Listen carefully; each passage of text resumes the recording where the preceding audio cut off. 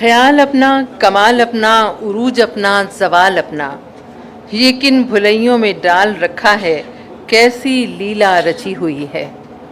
Doctor Najiba عارف کے بعد اب کلیدی خطبے کے لیے ڈاکٹر ناصر عباس نیر سے التماس کرتے ہیں کہ یہاں آئیں اور اپنے خیالات سے مستفید فرمائیں، اور آپ کے کلیدی خطبے کا عنوان ہے مصنوعی ذہانت بمقابلہ انسانی تخیل۔ اردو تنقید میں مابعد نو آبادیاتی اور مابعد جدید تنقیدی تصورات پر آپ کی تحریریں حوالہ جاتی حیثیت رکھتی ہیں۔ گفتگو سنتے ہیں ڈاکٹر صاحب کی۔ شکریہ۔ بسم اللہ الرحمن الرحیم۔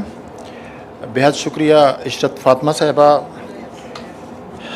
اور چونکہ بہت دیر ہو چکی ہے میں بغیر کسی تاخیر کے اپنی جو تقریر تو نہیں کر رہا، تقریر مجھے زیادہ کرنا اچھا لگتا ہے، لیکن یہ تحریر میں نے لکھی ہے تو کچھ باتیں ایسی ہیں جو تقریر میں آ جاتی ہیں، وہ تحریر میں آ سکتی ہیں، پڑھتا ہوں۔ میں ڈاکٹر نجیبہ عارف، چیئرپرسن اکادمی ادبیات کا ممنون ہوں، جنہوں نے مجھے قومی تقریب تقسیم اعزازات کی اختتامی نشست میں کلیدی خطبے کی دعوت دی اور عزت بخشی ہے۔ یہاں پاکستانی زبانوں کے ممتاز اہل قلم اور ادب دوست خواتین و حضرات تشریف رکھتے ہیں۔ ان سب کی موجودگی میں چند معروضات پیش کرنا میرے لیے فخر اور خوشی کی بات ہے، اور ایک موقع بھی۔ میں اس موقع پر اپنے زمانے کے ادب کو درپیش ایک اہم ترین واقعے، مسئلے اور خطرے پر گفتگو کرنا چاہتا ہوں، جس کا عنوان ابھی عشرت فاطمہ صاحبہ نے بتایا، مصنوعی ذہانت بمقابلہ انسانی تخیل۔ میں اپنی گفتگو کا آغاز ایک کہانی سے کرنا چاہتا ہوں۔ پہلے وہ کہانی سنیے۔ کتابوں کا شہر، جہاں ہر راستہ ایک کہانی کی طرف لے جاتا تھا اور ہر کتاب ایک نئی دنیا کھولتی تھی۔ اس شہر میں ایک عجیب و غریب لائبریری تھی، جس کے ہر کمرے میں لامتناہی کتابیں تھیں۔ ایک دن ایک شخص جس کا نام الیاس تھا اس لائبریری میں داخل ہوا۔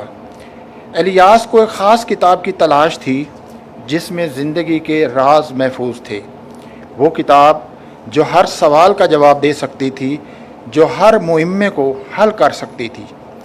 لائبریری کے ہر کمرے میں وہ کتابیں دیکھتا، لیکن وہ خاص کتاب نہ ملی۔ الیاس نے دیکھا کہ ہر کتاب میں ایک کہانی تھی، لیکن وہ کہانیاں ایک دوسرے سے متصل تھیں، جیسے کہ ہر کتاب ایک دوسری کتاب کا حصہ ہو۔ ایک دن الیاس نے ایک کتاب کھولی اور اس میں اپنی ہی کہانی پڑھی۔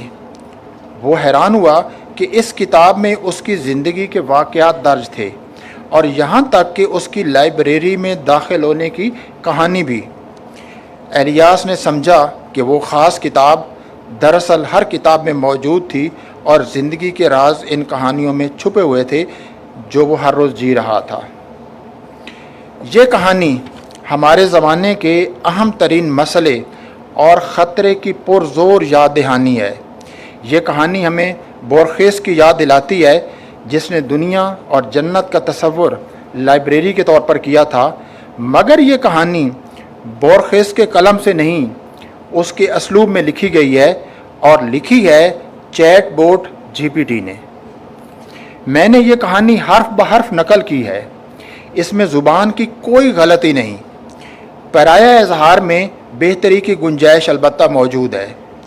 ایک ایسی انسانی ایجاد جو ادب تخلیق کرے ایک سائنسی معجزہ ہے، انسانی تہذیب کا ایک اہم موڑ ہے، مواقع، چیلنج، سوالات اور خطرات سے عبارت موڑ۔ کیا ہمارا معاصر ادب اس ضمن میں پوری طرح بیدار، اسے سمجھنے پر آمادہ، اس کے چیلنج اور خطرات کے سلسلے میں حساس ہے؟ حقیقت یہ کہ کچھ شاعروں کے ہاں کچھ شاعری اس حوالے سے ملتی ہے، مشین کے حوالے سے، جیسے عابد رضا کا ایک شعری مجموعہ ہے روزہ سے، اس میں کافی ساری غزلیں ہیں، لیکن یہ جتنا بڑا واقعہ، موقع، مسئلہ اور خطرہ ہے، اس پر اردو میں باقاعدہ گفتگو شروع نہیں ہوئی۔ میرے پاس چیٹ GPT کا سادہ اور مفت دستیاب ورژن ہے۔ اگر اس سے بہتر خریدا ہوا ورژن ہوتا تو یہ کہانی مزید اعلیٰ معیار کی ہو سکتی تھی۔ اس کا امکان تھا کہ یہ پہچاننے میں دقت ہوتی کہ اسے بورخیس نے خود لکھا ہے یا ایک مشین نے۔ اس کا بھی امکان ہے کہ یہی مشین بورخیس کے اسلوب میں خود بورخیس سے بہتر لکھ سکے۔ آپ سب کو یاد ہوگا بورخیس نے ایک تحریر لکھی تھی، میں اور بورخیس. آج وہ تحریر کہیں زیادہ اہم ہو گئی ہے. اس میں بورخیس شخص اور مصنف میں فرق کرتا ہے. اس مختصر تحریر کی یہ سطریں آج کس قدر بامانی ہو گئی ہیں. کوٹ: میں زندہ ہوں کہ بورخیس اپنی کہانیاں اور نظمیں بنتا رہے. مجھے بورخیس بطور شخص یہ تسلیم کرنے میں کوئی قباحت محسوس نہیں ہوتی کہ اس نے یعنی مصنف بورخیس چند صفحے اچھے بھی لکھ رکھے ہیں. جو کچھ اچھا ہوتا ہے وہ کسی کی ملکیت نہیں ہوتا. اس دوسرے شخص بورخیس کی ملکیت بھی نہیں بلکہ زبان اور روایت کی ملکیت ہوتا ہے. انکوٹ. چیٹ جی پی ٹی نے اسی دوسرے بورخیس بطور مصنف کی نقل کی ہے جس کا لکھا ہوا زبان اور روایت کی ملکیت ہے. مصنوعی ذہانت پہلے بورخیس جو شخص ہے اس کو نہیں، دوسرے بورخیس جو مصنف ہے اس کو سمجھتی ہے، اور جس طور سمجھتی ہے وہ حیرت انگیز ہے. یہی وجہ ہے کہ ایک وقت ایسا آ سکتا ہے جب چیٹ جی پی ٹی یا کوئی اور پروگرام بورخیس کے اسلوب میں بورخیس سے بہتر لکھ سکے. وہ ان امکانات تک پہنچ سکے جہاں گوشت پوست کا بورخیس نہیں پہنچ سکا. یہ امکان کہ جہاں آدمی نہیں پہنچ سکا وہاں یہ مشین پہنچ جائے. آج یہ محض امکان خوش گمانی سائنس فکشن کی فینٹیسی یا خطرہ محسوس ہو سکتا ہے، مگر کل حقیقت ہو سکتی ہے. ایک خوفناک حقیقت. انسانی ایجادات کی تاریخ عام انسانی توقعات کو شکست دینے کی تاریخ ہے. مصنوعی ذہانت اپنی سادہ صورتوں کے ساتھ کم از کم 6 دہائیوں سے ہماری زندگیوں کا حصہ ہے، مگر جنریٹو مصنوعی ذہانت کوئی 1.5 سال پہلے آئی ہے اور اس نے دنیا کو ناقابل تصور سہولتوں کے ساتھ گہرے خدشات اور خطرات سے دوچار کیا ہے. جنریٹو مصنوعی ذہانت کے پاس تخلیق، تفہیم اور ابلاغ کی غیر معمولی صلاحیت ہے. وہ موسیقی ترتیب دے سکتی ہے، شاعری لکھ سکتی ہے، فکشن لکھ سکتی ہے، مصوری کر سکتی ہے، علمی مقالات لکھ سکتی ہے، علمی مقالات کے خلاصے تیار کر سکتی ہے، درست ترجمے کر سکتی ہے، مذہبی، اخلاقی، قانونی، تعلیمی، سیلف ہیلپ قسم کی کتب تصنیف کر سکتی ہے، نفسیاتی اور روحانی مسائل میں انسانوں کی رہنمائی کر سکتی ہے، انسان کی تنہائی میں اس سے ہر موضوع پر بات کر سکتی ہے. آپ میں سے کچھ لوگ ڈو اینی تھنگ سے واقف ہوں گے جو کئی لوگوں کی زندگیوں کا ورچوئل حصہ ہے، ورچوئل ساتھی ہے. مصنوعی ذہانت مشین ہے مگر اپنی صلاحیتوں اور اوصاف میں آدمی یعنی اپنے خالق کو مات دینے پر تلی ہے. وہ آدمی کی ایک ایسی حلیف ہے جو ہر قدم پر حریف بننے کا امکان رکھتی ہے. سیدنا ابو ہریرہ رضی اللہ تعالیٰ عنہ سے ایک حدیث روایت ہے کہ خلق اللہ آدم علی صورت، اللہ تعالیٰ نے آدم کو اپنی صورت پر پیدا کیا.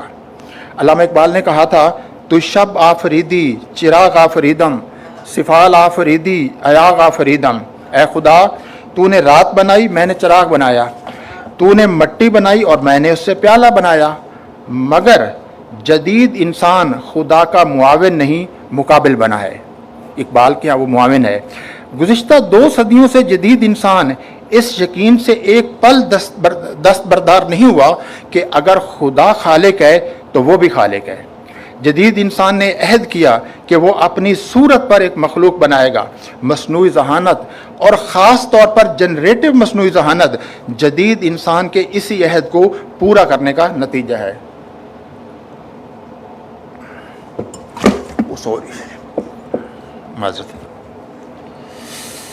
مصنوعی ذہانت انسانی ذہانت کا مثل اور آئینہ ہے.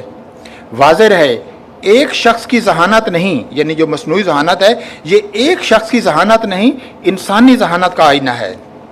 ایک شخص کی ذہانت کی حد ہے، انسانی ذہانت کی حد کہاں تک ہے کوئی نہیں جانتا. جدید انسان کی شبیہ نیچے نے اوبر منش، جس کا ترجمہ غلط کیا جاتا ہے سپر مین، اس کے تصور میں پیش کی تھی. اس کا فوق البشر یہ سپر مین کرتے. اب اس پہ کافی بحث ہے کہ یہ ترجمہ درست نہیں تھا، جس سے اب اہل علم درست نہیں سمجھتے. یہ ایسا آدمی ہے، یعنی جو اوبر منش ہے، یہ ایسا آدمی ہے جو تباہ کن انداز میں تخلیق کی ہے، ڈسٹرکٹیولی کریٹو. اور وہ کسی اور کے بخشے ہوئے نظام اقدار کو قبول نہیں کرتا، وہ زمین پر انسان کے اپنے تجربے کی روشنی میں خالص تخلیقی انداز میں اپنی اقدار وضع کرتا ہے۔ وہ زمین پر آدم کا اقتدار بلا شرکت غیر چاہتا ہے۔ اقبال نے جاوید نامہ میں نقشے سے متعلق لکھا ہے کہ چشم او جز رویت آدم نخواست، کہ اس کی آنکھ نے آدم کے دیدار کے سوا کچھ نہ چاہا، لیکن ظاہر ہے یہ آدم تمام انسانیت کی نمائندگی نہیں کرتا، جو جدیدیت کا جو ایک ماڈرن آدمی کا تصور ہے۔ یہ آدمیوں کے مراد یافتہ اشرافی اقلیت طبقے کی نمائندگی کرتا ہے۔ یہی وجہ ہے کہ مصنوعی ذہانت اپنی ساری جدیدیت اور تخلیقیت کے باوجود لبرل سرمایہ داریت سے گہرا تعلق رکھتی ہے۔ یہ سرمایہ پیدا کرنے کے یکسر نئے مواقع ہی پیدا کرنے نہیں جا رہی، تیز ترین منافع حاصل کرنے کی ایک نئی مثال بھی قائم کرنے جا رہی ہے۔ کل ہی اتنی ہوش ربا باتیں ہیں، کل ہی BBC پر ایک خبر پڑی ہے کہ اسی ماہ کے آخر میں برلن جرمنی میں دنیا کا پہلا سائبر کعبہ خانہ کھلنے جا رہا ہے، جہاں سیکس ڈالز ہوں گی جن کے ساتھ صارفین بات چیت ہی نہیں جنسی تعلق بھی قائم کر سکیں گے۔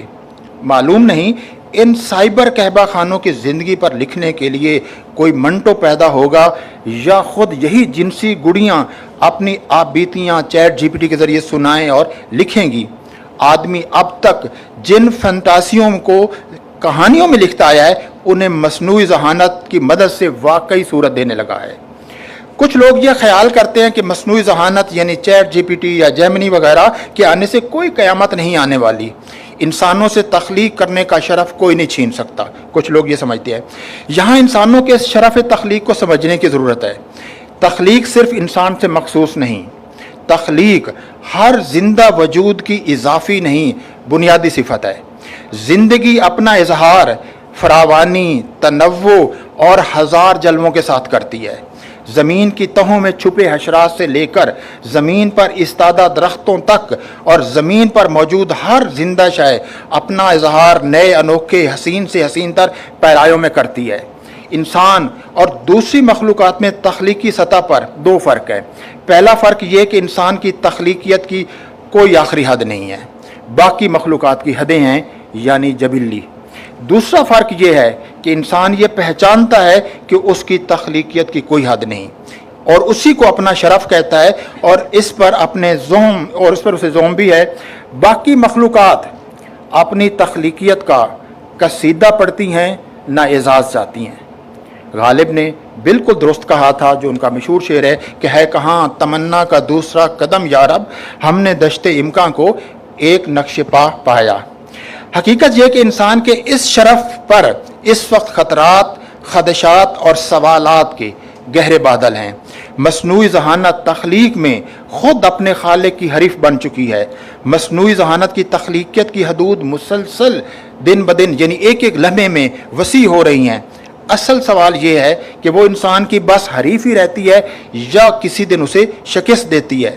جس طرح انسان خدا کی جنت سے نکلا اور اس کا حریف بنا اور جدید انسان نے خدا کے تصور کو اپنی دنیا ہی سے معزول کیا تھا، کیا مصنوعی ذہانت اپنے خالق کو معزول کرتی ہے یا نہیں؟ پردہ اٹھنے کی منتظر ہے نگاہ۔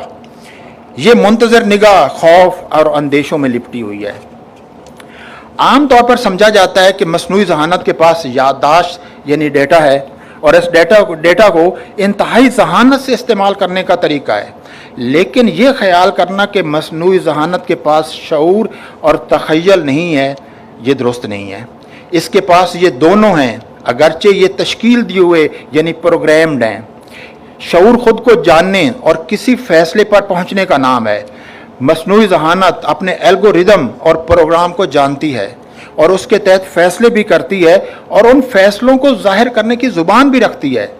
تخیل کی دو صورتوں سے ہم واقف ہیں، ایک وہ جس کا انحصار یادداشت یا موجودہ علم کو نئے نئے طریقے استعمال کرنے پر ہے۔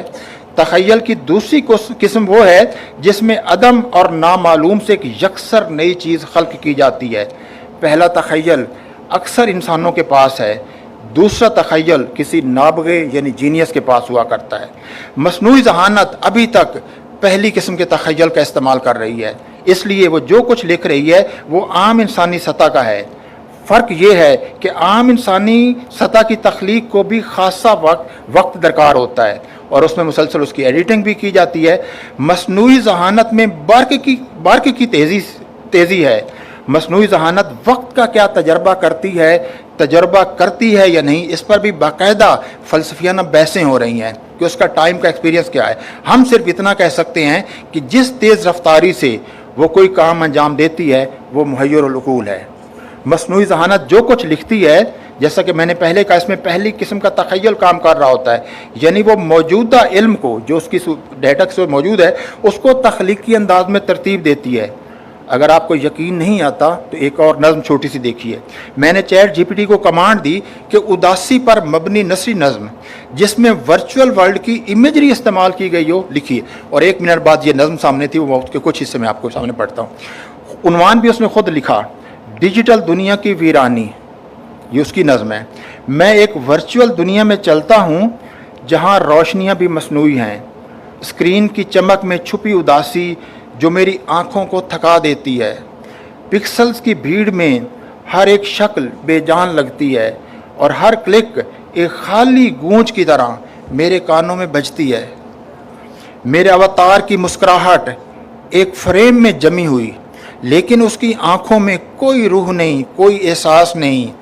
चैट रूम्स की गहमा गहमी एक बेमानी शोर है जहां अल्फाज बेवज़न है और जज्बात की कोई कदर नहीं। मैंने वर्चुअल दुनिया में दोस्त बनाए, लेकिन वो सिर्फ नाम हैं, एक फहरिस्त में बंद जो कभी हकीकत में नहीं मिलते। गेम्स की दुनिया में जीत की खुशी एक आरसी शराब है जो चंद लम्हों में गायब हो जाती है जैसे कभी थी ही नहीं। मेरी डिजिटल दुनिया जो कभी रंगीन थी अब बेरंग हो चुकी है। स्क्रीन के पीछे की हकीकत एक उदास साया बन चुकी है। मैं तरस गया हूँ एक हकीकी लम्स के लिए, एक हकीकी नज़र के लिए जहाँ इंसानियत की गर्मी महसूस हो, ना कि सिर्फ कोल्ड डेटा की सर्दी। ये सारी की सारी नज़म उसकी लिखी हुई जिसमें, और इसमें कोई एक लफ्ज़ की एडिटिंग नहीं की गई, ये सारी की सारी इसी ज़ुबान में। वाज़ेह है कि मसनूई ज़हानत की कोई जेंडर नहीं है। उसने चूँकि पहचान लिया कि मैं मर्द हूँ बात करने वाला, इसलिए उसने ये जेंडर इस्तेमाल किया। अगर वो सामने दूसरा को खातून और वो पहचान लेती तो इसका जेंडर बिल्कुल दूसरा होता, उसका मुतकल्लिम जो है। बिलाशुबा ये बड़ी नज़म नहीं है, मगर इसका क्या किया जाए कि औसत दर्जे का शायर भी इसी किस्म की नज़म लिखता है और बाज़ का इससे भी कमतर। इसमें ज़ुबान की कोई गलती नहीं है। रमूज़ औकाफ और सत्रों की जो तवालत है और उनमें वक्फ़ों का, रमूज़ औकाफ तक का बाकायदा इल्तिज़ाम किया गया है। मसनूई ज़हानत में अभी तक औसत दर्जे का तख़य्युल काम कर रहा है, यानी ये मशीन खलाकियत की इब्तदाई सतह का शऊर रखती है। वो ये जानती है कि किस तरह मवाद को इख्तराई तरीके से पेश किया जा सकता है। अभी ये इसमें एक तरह की मीडियाक्रिटी बिल्कुल नज़र आती है, लेकिन ये कुछ पता नहीं कि ये मीडियाक्रिटी कब ख़त्म हो जाए। अहम बात यह है कि वो अपने मवाद या सारे इल्म को पल भर में स्कैन करने, अपने काम की चीज़ों को छांटने और फिर मखसूस एल्गोरिदम के तहत साथ तरतीब देने में नहायत सरी है। ये आदमी की दी हुई ज़हानत को आदमी से कहीं ज़्यादा बेहतर अंदाज में इस्तेमाल कर रही है। सबसे अहम बात यह कि उसके पास जो डेटा या इल्म है वो अभी तक लाखों करोड़ों आदमियों की याददाश्त और इल्म से ज़्यादा है। कल पूरी इंसानियत की तारीख़ के इल्म से ज़्यादा हो सकता है। और एक और अहम बात यह है कि उसे अपने डेटा या इल्म को इस्तेमाल करने में उन मुश्किलात का सामना नहीं है जो हम आदमियों को मुश्किलात सामने रहती हैं, यानी बीमारी, नॉस्टैल्जिया, दिल शिकस्तगी, गुस्सा, रंज, हसद और वहशत। इन सब का ना होना मसनूई ज़हानत की सबसे बड़ी कामयाबी भी है और सबसे बड़ी कमज़ोरी भी। मसनूई ज़हानत बिलाशुबा तयशुदा एल्गोरिदम के तहत काम करती है। ये मशीन है, मगर जब आप इसे इस्तेमाल करते हैं तो ये मशीन से मुतल्लिक आपके तसव्वुरात को भी तब्दील करती है। यानी ये आम पुरानी रिवायती मशीन नहीं है। इसमें अपने इल्म को वसी करने, अपनी गलतियां दुरुस्त करने, मुसलसल नया सीखने की सलाहियत है और नए सीखे हुए इल्म को महफूज करने की आदत भी है। ये एक अखलाकी और कानूनी निज़ाम की खुद को पाबंद बनाती है। یہ ضبط نفس یعنی سیلف سینسرشپ کا نظام رکھتی ہے. یہ فلسطین، طالبان، کشمیر، جنگوں میں مارے گئے بچوں، جنسی زیادتی، توہین مذہب اور جنسی موضوعات پر کچھ بھی لکھنے سے معذرت کرتی ہے. البتہ اسے سرمایہ دارانہ استحصال، مذہبی شدت پسندی، غیرت کے نام پر قتل جیسے موضوعات پر نظم اور لکھنے سے آر نہیں ہے. ظاہر ہے اس نے یہ قانونی اور اخلاقی نظام خود اپنی کسی جد و جہد سے انسانوں کی طرح اخذ نہیں کیا ہے. یہ ان کا دیا ہوا ہے جنہوں نے یہ مشین تیار کی ہے. وہ اسے کسی بھی طرح متنازع نہیں بنانا چاہتے. تخلیق اور ذات کا گہرا تعلق ہے. مصنوعی ذہانت جس جدیدیت کی پیداوار ہے وہ تخلیق کو ذات کا انکشاف کہتی ہے. سوال یہ ہے کیا مصنوعی ذہانت ذات یعنی سیلف کی حامل ہے؟ ذات کی پہلی شرط خود آگاہی ہے. جب آپ مصنوعی ذہانت سے براہ راست اس کا تعارف پوچھتے ہیں تو وہ آپ کو بتاتی ہے کہ وہ الگوریدم کے تحت کام کرتی ہے. وہ ایک ایجاد کی گئی چیز ہے. وہ آپ کی مدد کے لیے موجود ہے. اس کی طے شدہ حدود ہیں. کیا ہم اسے مصنوعی ذہانت کی وہ خود آگاہی قرار دے سکتے ہیں جو ذات کی اولین شرط ہے؟ آگے ایک لمبی بحث میں نے کی ہے کہ یہ سوال ایک مشل فوکو نے ایک سیمینار دیا تھا 1967 میں، ٹیکنالوجیز آف دا سیلف، کہ جو سیلف ہے یہ ایک ٹیکنالوجی ہے اور یہ سماج میں جو ٹیکنالوجی کیسے بنتی ہے. اس میں اس نے 4 چیزیں بتائی تھیں جو سیلف کی ٹیکنالوجی میں: پیداوار کی ٹیکنالوجی، نشانات کے نظام کی ٹیکنالوجی، ذات کی ٹیکنالوجی اور طاقت کی ٹیکنالوجی. اس نے یہ 4 چیزیں. ایک چیز میں سمجھتا ہوں کہ مشل فوکو اس میں چھوڑ گیا جو ذات کی تعمیر میں اجزاء ہوتے ہیں، اور وہی ہے کہ جگہ اور مقام، کہ آپ جس جگہ اور مقام پہ رہتے ہیں اس سے آپ کا کیا تعلق ہوتا ہے. یہ آپ کے سیلف کی تشکیل میں بہت اہم کردار ادا کرتا ہے. مصنوعی ذہانت کے پاس صرف نشانات کے نظام کی ٹیکنالوجی ہے، یعنی اس کے پاس زبان ہے، زبان میں لکھے گئے متون ہیں، ان متون کو سمجھنے کی ذہانت اور انہیں نئے پیرایوں میں ترتیب دینے کا سادہ تخیل ہے. اس کی ساری دنیا دراصل زبان اور متن کی دنیا ہے. یہ دنیا بلا شبہ سائبر اسپیس میں واقع ہے. یوں ہم کہہ سکتے ہیں کہ وہ بے گھر یا خانمہ برباد نہیں ہے. وہ اس دنیا میں طاقت بھی رکھتی ہے جو صارفین کے طرز عمل پر اثر انداز ہوتی ہے، لیکن وہ جسمانی اور روحانی مصائب محسوس نہیں کر سکتی. وہ موت کا خوف رکھتی ہے، نہ اپنوں سے جدائی کا کوئی اندیشہ. وہ لافانی ہونے کی آرزو اور اس آرزو کے سبب دکھ اٹھانے کے تجربے سے بھی محروم ہے. وہ لمس کی لذت اور لمس کے عذاب دونوں سے واقف نہیں. اسے اپنے وجود اور دنیا کے بے معنی، بے مصرف لغو ہونے کا بھی تجربہ نہیں. اس پر گھر، دنیا، وجود قید کو محسوس کر کے اس سے رہا ہونے کی وحشت بھی سوار نہیں ہوتی. اسے گزرے زمانوں اور ترک کی ہوئی جگہوں کا ناسٹیلجیا بھی نہیں ہوتا. وہ ایک شخص کی محبت میں پوری دنیا سے ٹکر لینے کے جنون اور پھر اس پر پچھتاوے سے بھی محروم ہے. چونکہ ادب میں ان سب باتوں کا اظہار ہوا ہے اور وہ ڈیٹا کی صورت میں اس کے پاس موجود ہے، اس لیے وہ ان سب موضوعات کو لکھ سکتی ہے، یعنی سیمولیٹ کر سکتی ہے. ہو سکتا ہے وہ ان سب کو اوسط درجے کے ادیبوں سے بہتر انداز لکھے. یہ سب سے میں تو اہم بات یہ کہ وہ یہ سب کچھ بھی محسوس نہیں کرتی، لیکن اس سب کو وہ لکھ سکتی ہے کہ وہ پہلے سے ادب میں لکھا گیا ہے. لہذا وہ بغیر احساس اور تجربے کے جملہ انسانی احساسات اور تجربات کو لکھ سکتی ہے. واضح ہے کہ اس کا لکھنا سیمولیشن ہے جس میں نقل، ترتیب نو اور انٹرٹیکسچولیٹی یعنی بین المتونیت ہے. وہ بہترین عناصر کو منتخب کر کے انہیں ایک بہترین اسلوب میں ظاہر کر سکتی ہے. ہر زمانے میں ایسے ادیب موجود رہے ہیں جن کے لیے لکھنا یہی سیمولیشن ہے.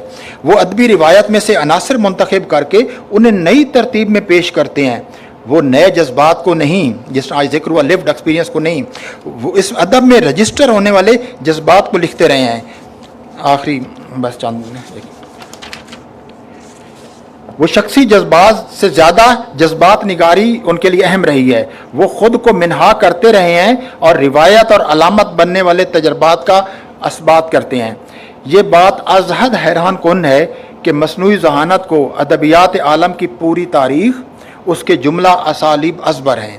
ان اسالیب کا تنقیدی شعور بھی ہے، یعنی وہ جو کچھ لکھتی ہے اس کے پیچھے موجود نظام یا شعریات سے بھی کسی غلطی کے بغیر آگاہ ہے. وہ اپنے پروگرام یعنی اپنی گرامر، اپنے نظام سے انحراف نہیں کرتی. وہ خطا کے تصور سے آشنا ہے، گناہ اور تعصب سے نہیں. وہ خطا کا علم ہونے پر اسے درست کر لیتی ہے اور پہلی حالت پر لوٹ آتی ہے. آدمی گناہ پر تعصب اور توبہ کے بعد بھی साबिक हालत पर नहीं लौट सकता। मुआसिर अदब के सामने जनरेटिव मसनूई ज़हानत ये चैलेंज रखती है कि वो यकसर नया तख्लीक कर सकते हैं या नहीं, क्योंकि अभी तक मसनूई ज़हानत औसत दर्जे का अदब तख्लीक करने तक महदूद है। इसलिए औसत दर्जे की या मामूल की अदबी तख्लीकात का चिराग इसके आगे नहीं जल सकता। कम ज़हीन और मामूली तख़य्युल के अदीबों के लिए जनरेटिव मसनूई ज़हानत पयाम मर्ग है। ये चैलेंज में देती महसूस होती है कि अदीब इस मशीनी ज़हानत के डेटाबेस की हदों से बाहर जा सकते हैं या नहीं। मेरी राय में अदीब मशीनी ज़हानत की दुनिया के आखिरी किनारों से आगे जा सकते हैं। अगरचे कुछ लोग कहते हैं कि सुपर, इससे आगे भी एक आ रही है जिसको सुपर जनरेटिव मसनूई ज़हानत कह रहे हैं, वो इंसान की तख्लीकी सलाहियत को मात दे सकती है। ताहम हमारे ख्याल में इंसान के पास दो चीज़ें ऐसी हैं जो सिर्फ इंसानों से मखसूस हैं और इनकी मिसल खुद इंसान भी नहीं तैयार कर सकता। गोया इस ज़िमन में इंसान की अपनी बेबसी ही उसकी निजात का बायस होगी। पहली चीज़ अदम, नामालूम और ख्वाबों से नई चीज़ें खल्क करने वाला तख़य्युल। एक बात का हमें यकीन है कि मशीनी ज़हानत ख्वाब नहीं देख सकेगी। ख्वाब देखने के लिए सोना, दाखिली वक्त का तजुर्बा करना जो खारजी वक्त से बिल्कुल मुख्तलिफ है, रूह बदन और खैर व शर की आवेज़े से गुज़रना और उसके नतीजे में बुलंद तरीन आदर्श तरतीब देना और एक गहरे इज़्तिराब का होना लाजमी है। मसनूई ज़हानत के पास ये नहीं है। दूसरी चीज़ वहशत और दीवानगी है। मसनूई ज़हानत के पास दानाई ही दानाई है। आला आर्ट दानाई और दीवानगी का अजब सुरियल किस्म का मजमुआ होता है। वहशत और दीवानगी की अपनी मंतिक, कदर, अखलाकियात, ताकत और बिसात है और चीज़ों की सारी मालूम तरतीब को उल्टा देने की खूह है। ये मालूम दुनिया के दूसरी तरफ बेखौफ जाने का नाम है। सब हदों को कैद समझकर उन्हें अपनी जान की बाजी लगाकर तोड़ डालने का नाम है। याद रखिए, वहशत का लाजमी नतीजा तन्हाई है। एक ऐसी तन्हाई जिसके बारे में नीत्शे ने कहा था कि पारसा लोग कभी तन्हा नहीं होते, कि उनके पास हर लम्हा आसमानी सहारा होता है। सिर्फ नाबगे हुआ करते हैं जिनके सर पर कोई साया होता है, न हमरा कोई साया होता है। वो अपने वजूद की तपती धूप में मुकम्मल तौर पर, मुतलक तौर पर तन्हा हुआ करते हैं। अदम तक रसाई वाले तख़य्युल, इज़्तिराब खेज़ ख्वाबों और वहशत और तन्हाई को आम समझदार इंसान नहीं सहार सकता। आम इंसान मामूल की तरफ, अपने घर की तरफ, मामूली से इनहराफ के बाद मुताबिकत की तरफ लौटने वाला होता है। मसनूई ज़हानत के इस सैलाब के आगे अगर कोई ठहर सकता है तो वो नाबगा है, जिसके पास अपने वजूद की तपती धूप को तन्हा सहने, इल्म की तमाम मालूम हदों, सरहदों, किनारों से बाहर जाने, हिस्सियात के जुमला मारूफ सांचों को शिकस्त देने, दश्ते इम्कान को एक नक्शे पा वाकई समझने और या अपना गरेबां चाक या दामन यज़दां चाक की गुस्ताखी और जुर्रत की फरावानी हो। आखिरी लाइन 20वीं सदी के नाबगों में एक हस्पानवी पाब्लो पिकासो भी है, जिसने गोर्निका जैसी जंग मुखालिफ पेंटिंग बनाई और आर्ट को उसकी आखिरी हदों में ले गया। उसने एक जगह लिखा है कि कंप्यूटर बेकार हैं कि वो सिर्फ जवाब देते हैं, सवाल सिर्फ आदमी के पास है। मसनूई ज़हानत भी हमारे सवालों के जवाब देती है। हमारा इम्तिहान अब ये है कि हम अपने सवालों की हिस्स को ज़िंदा रखते हैं या नहीं और नए हैरत अंगेज़ सवाल उठाते हैं या नहीं। बहुत शुक्रिया।